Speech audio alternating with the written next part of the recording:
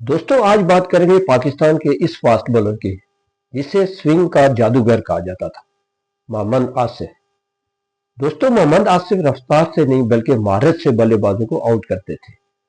इनकी लाइन और लेंथ इतनी खतरनाक थी कि बड़े बड़े बैटर्स भी परेशान हो जाते थे।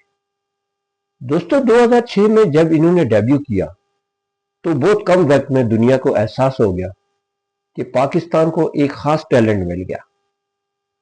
खासतौर पर 2006 में भारत के खिलाफ कराची टेस्ट और फिर इंग्लैंड के खिलाफ सीरीज में इनकी बॉलिंग ने सबको मुतासर किया।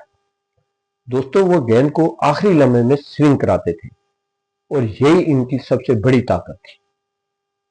लेकिन दोस्तों 2010 में लॉर्ड टेस्ट के दौरान स्पॉट फिक्सिंग स्कैंडल सामने आया जिसमें मोहम्मद आसिफ का नाम भी शामिल था। पाकिस्तान वर्सेस इंग्लैंड 2010 टूर के इस वाक़े ने न सिर्फ इसके कैरियर बल्कि पाकिस्तान क्रिकेट की साख को भी शदीद दचका लगा। बाद में आईसीसी ने इन पर पाबंदी आयद की, शानदार कैरियर रुक गया। दोस्तों सोचने वाली बात यह है कि अगर वो तनाज़ा न होता तो क्या मोहम्मद आसिफ पाकिस्तान के अजीम तरीन फास्ट बॉलर में शुमार होते। इनके पास महारत भी थी, जहानत भी और कंट्रोल भी।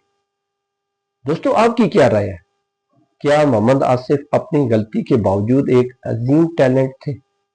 कमेंट में जरूर बताएं। अगर वीडियो पसंद आए तो इसे लाइक और हमारे चैनल को सब्सक्राइब जरूर करें।